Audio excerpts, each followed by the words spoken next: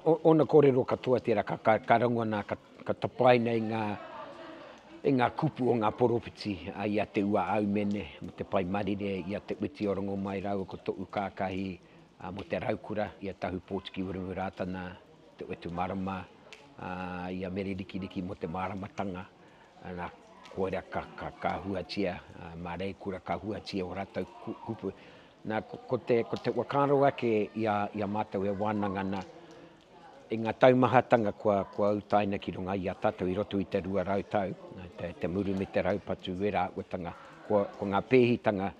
ka kimihia ngā tupuna i te rawa